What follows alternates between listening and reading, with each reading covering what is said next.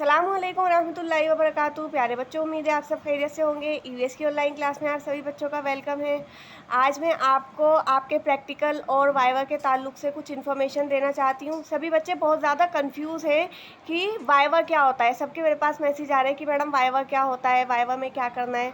तो सबसे पहले मैं आपको ये बताती हूँ कि वाइवा क्या होता है। वाइवा ओरल एग्ज़ाम होता है, यानी आपसे क्वेश्चंस पूछे जाएंगे, आपको उनके आंसर देने हैं। चाहे आप हिंदी में दीजिए, चाहे आप इंग्लिश में दीजिए, वो आपकी चॉइस है, लेकिन आपको आंसर देने हैं।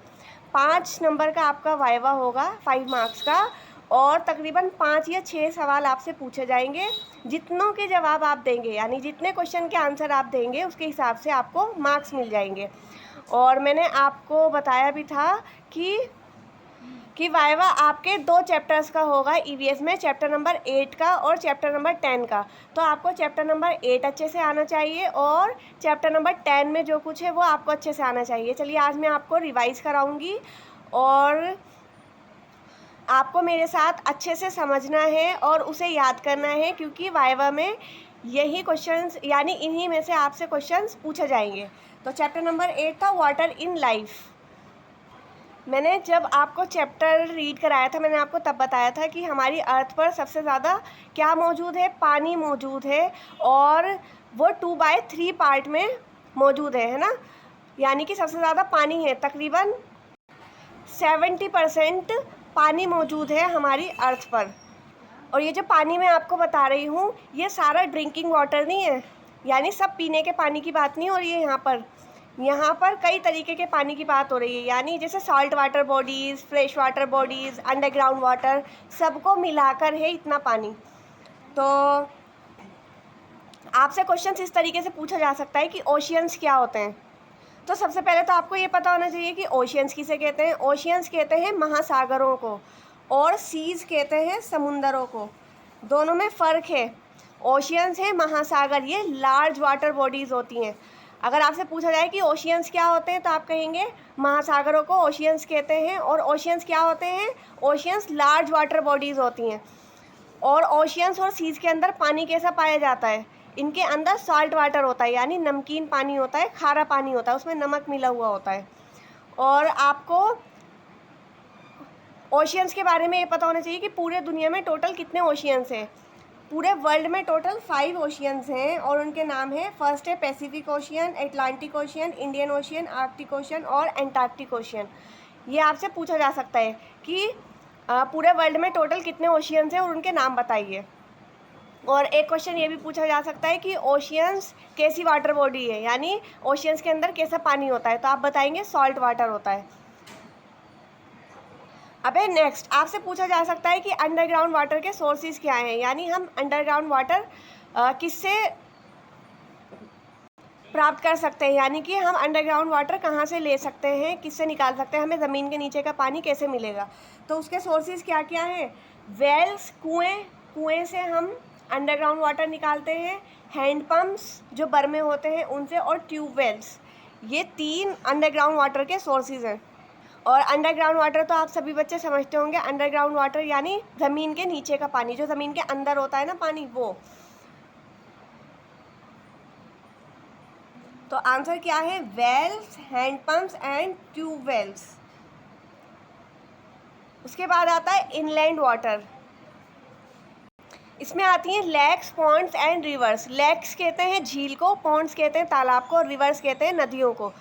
जो लेक्स होती हैं, यानी जो झील होती है ना, वो बड़ी होती हैं, और पॉन्ड्स, तालाब, छोटे होते हैं।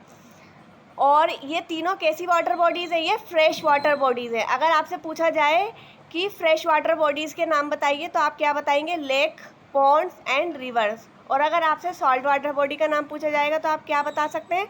Seas and ocean. किसी भी तरीके से आपसे पूछा जा सकता है।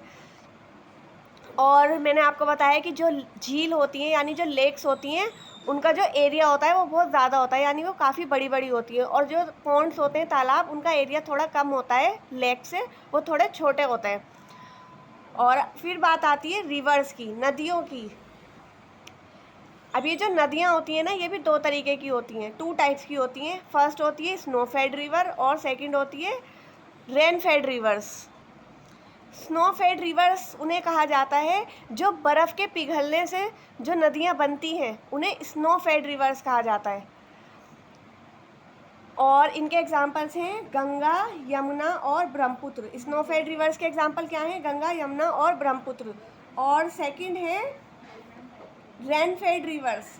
रेन फेड रिवर्स उन्हें कहते हैं बारिश के पानी से, यानी बरसात के पानी से जो नदियाँ बनती हैं, जो नदियाँ तैयार होती हैं, उन्हें कहा जाता है रेन फेड रिवर्स। और इनके एग्जाम्पल्स हैं गोदावरी, कृष्णा, कावेरी और महानदी। आप एक भी बता देंगे, दो भी बता देंगे तो चलेगा, लेकिन आपको पता होना चाहिए कि रेन फेड रिवर्स कौन सी होती हैं और स्नो फेड रिवर्स कौन सी होती हैं। जो बारिश के पानी से नदियाँ बनती हैं वो होती हैं रेन फेड रिवर्स। देखिए रेन यानी बारिश।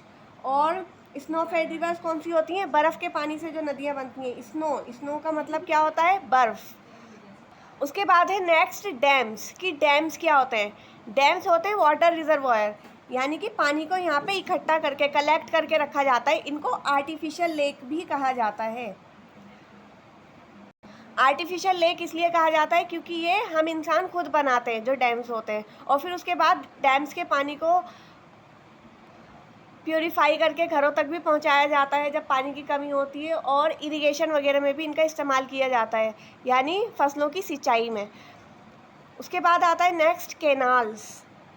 अभी जो कैनाल्स होते हैं ये मैन मेड वाटरवेज होते हैं, यानी कि हम इंसानों के द्वारा बनाए गए रास्ते होते हैं, पानी के रास्ते।